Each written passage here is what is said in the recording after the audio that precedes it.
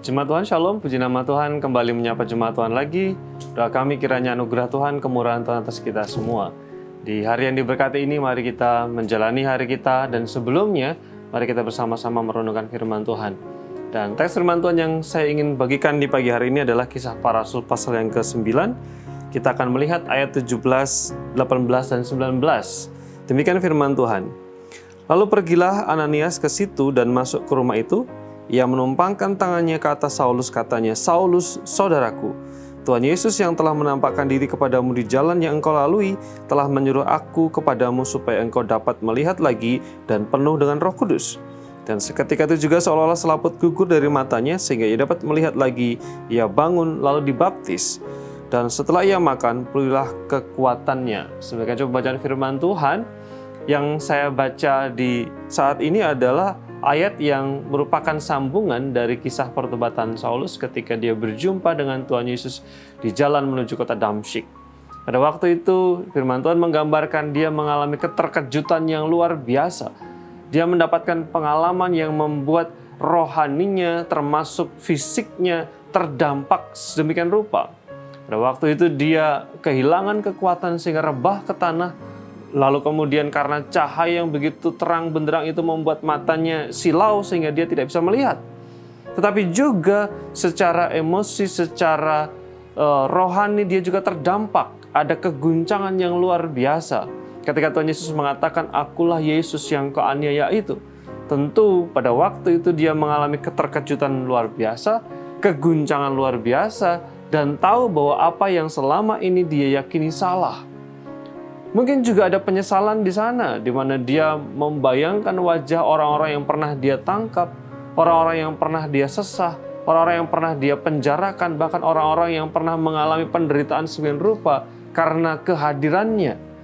Dia mungkin juga membayangkan Stefanus ketika batu dilemparkan ke tubuhnya, dan ketika mendengar perkataan Yesus, "Akulah Yesus yang kau aniaya itu," betapa terkejutnya dia, betapa menyesalnya dia, betapa pada waktu itu paradigmanya, keyakinannya diguncang sedemikian rupa sehingga dia mengalami syok, terkejut luar biasa. Sehingga firman Tuhan katakan, dia langsung lemah, matanya buta, tidak bisa makan, tidak bisa minum karena perasaan pergumulan yang dahsyat dan luar biasa. Bayangkan selama 3 hari di dalam kegelapan itu, betapa Saulus dibawa kepada perenungan ke tingkat yang paling dalam, kepada titik nadir terendah di dalam kehidupannya. Tetapi yang menarik firman Tuhan tadi yang kita baca, di dalam situasi pergumulan berat, kebimbangan, keraguan, dan ketidakmenentuan hidup, datanglah hamba Tuhan yang bernama Ananias.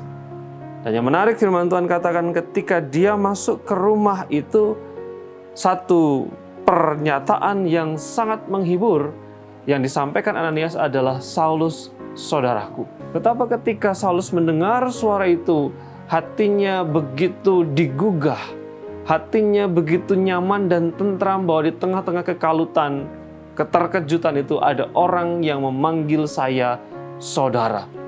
Luar biasa.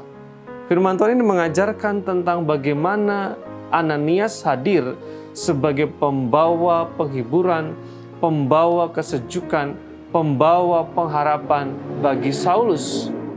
Memang sesuai dengan nama artinya, arti namanya Ananias adalah anak penghiburan.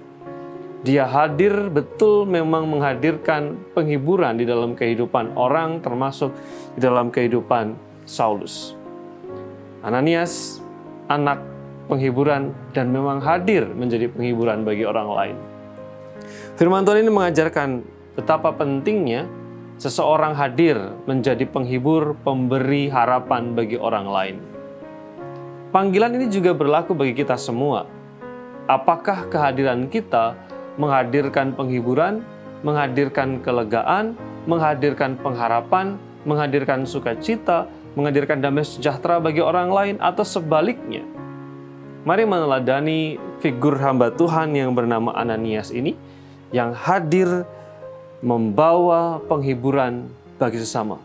Kehadirannya di tengah-tengah sesama adalah sebuah penghiburan, pengharapan, dan damai sejahtera. Kiranya dimanapun kita berada hari ini, kita menebarkan penghiburan, kasih, damai sejahtera, dan sukacita, sehingga setiap orang yang lesu, berbeban berat, kehilangan pengharapan, menemukannya melalui perkataan kita dan perbuatan kita di tengah-tengah mereka. Mari kita berdoa. Bapa di surga, terima kasih, kami bersyukur karena kemurahan Tuhan. Di hari yang baru ini kembali belajar firman-Mu, belajar dari seorang hamba Tuhan bernama Ananias untuk hadir di tengah-tengah kesusahan, kesesakan, membawa penghiburan dan pengharapan bagi mereka.